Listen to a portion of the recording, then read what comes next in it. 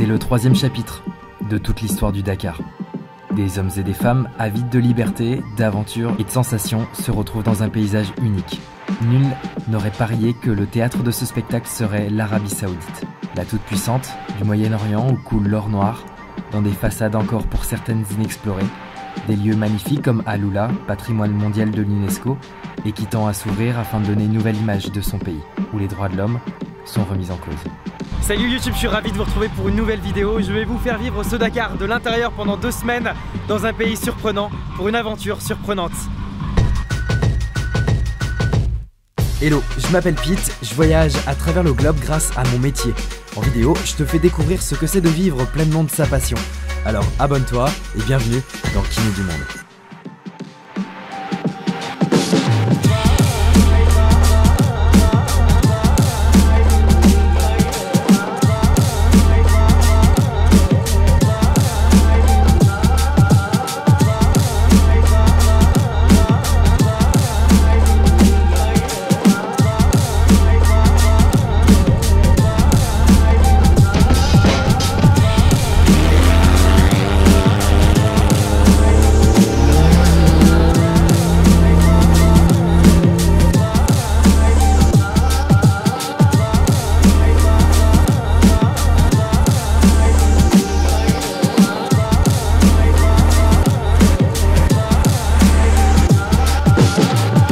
C'est avec toute une team de 22 hommes que je débarque ici à Djeddah, ville très occidentalisée qui donnera le coup d'envoi pour cette 42e édition du Dakar. Maintenant, laisse-moi t'expliquer ma présence sur celui-ci.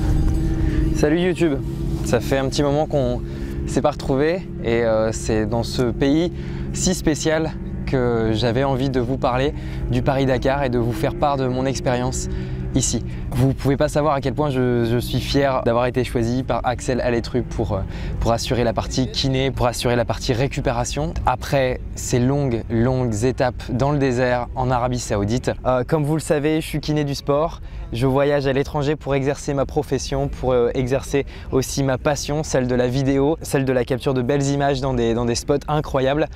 On est tout au nord de l'Arabie Saoudite, près de la Jordanie, et mon rôle est double ici finalement au Dakar. Je réalise les images, les vidéos, la partie contenu d'Axel pour alimenter ses réseaux sociaux, faire part de son histoire. En kiné, je suis venu avec très peu de choses, mes huiles, mes crochets, mais finalement le meilleur instrument c'est ça, et je m'occupe de lui tous les jours, tous les soirs. Pendant 1 heure, 1 heure et demie. Je vais faire 3 ou 4 sujets sur l'Arabie Saoudite parce que c'est une chance d'être ici. Je ne pense pas que je reviendrai, même peut-être jamais ici sur ces terres. Si vous voulez rien louper en tout cas par rapport au Dakar, je vous invite vraiment à vous abonner dès maintenant pour ne louper aucune des vidéos qui vont suivre vraiment. Et je vous emmène avec moi sur ce bivouac.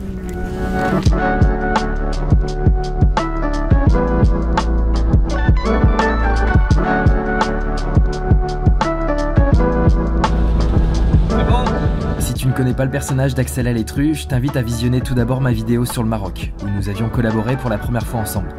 Axel est un athlète paraplégique qui se lance dans l'aventure du Dakar. Et c'est avec un nom de team évocateur, #JePeux2020, qui se lance sur 12 étapes mythiques en SSV, véhicule à mi-chemin entre le quad et le buggy.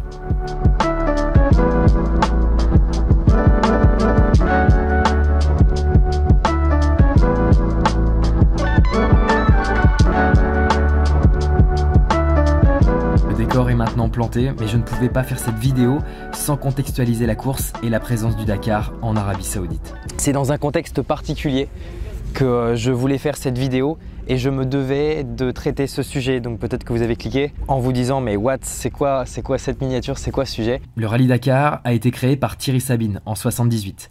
Originaire d'Afrique, ce rallye se délocalise en Amérique du Sud pendant 10 ans.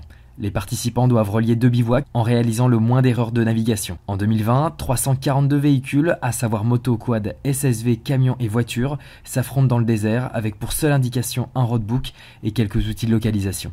C'est donc dans un décor complètement nouveau que le Dakar fait peau neuve. Le choix du pays a attisé les critiques, le royaume étant régulièrement pointé du doigt pour des atteintes aux droits humains, malgré les récentes réformes initiées par le prince Mohammed Ben Salman. Des ONG redoutent que l'organisation du Dakar n'offre à l'Arabie Saoudite une vitrine publicitaire pour attirer des touristes internationaux. L'association Human Rights Watch s'est par exemple élevée contre, je cite, Une opération de communication et de diversion visant à faire oublier les crimes du régime. L'ONG et plusieurs organismes de défense des droits humains, dont la Fédération internationale des ligues des droits humains, ont une nouvelle fois interpellé ASO, France Télévisions et plus largement l'ensemble des pilotes et spectateurs du Dakar, leur demandant de ne pas se laisser aveugler par le spectacle sportif.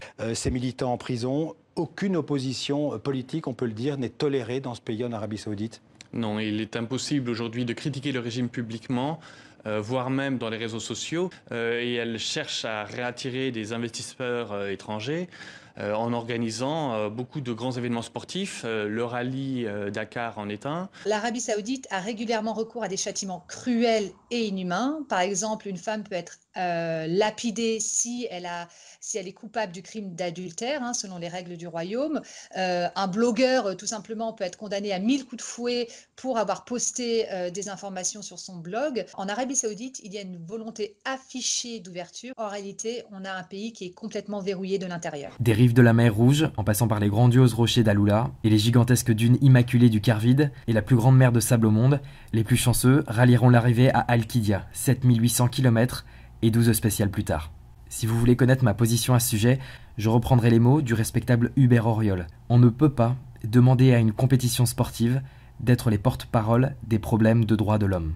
D'ailleurs, dites-moi dans les commentaires si un sujet vous intéresserait, à savoir sur les préjugés que j'avais pu avoir avant et ma confrontation avec ce que j'ai vraiment vécu dans ce pays.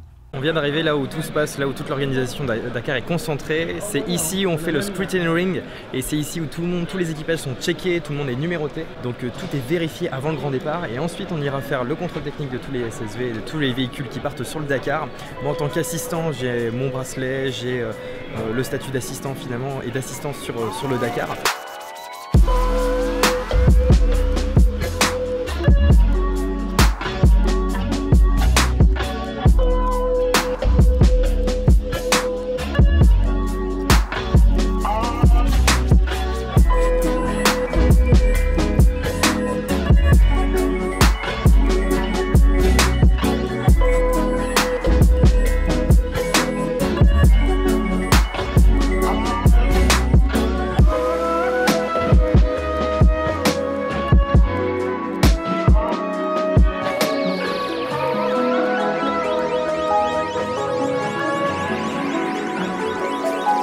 Tout va encore s'enchaîner, on doit aller au podium, on doit aller au briefing à l'hôtel. Faut pas que je lâche parce qu'il y a toute cette équipe derrière moi. Je veux emmener tout le monde jusqu'à l'arrivée, quoi.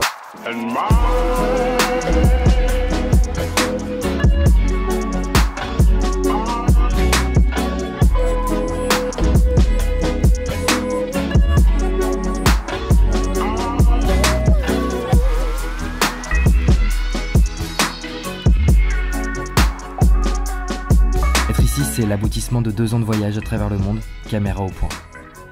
2 ans à tirer un trait sur certaines choses, la kiné, la vidéo, le montage, les photos, les réseaux sociaux, bref, tout ça a payé.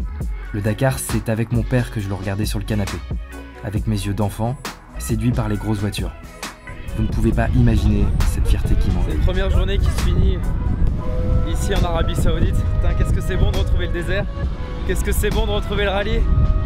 Cette journée a été dingue, on verra ce que ça donne. Putain, je suis tellement content d'être là les gars.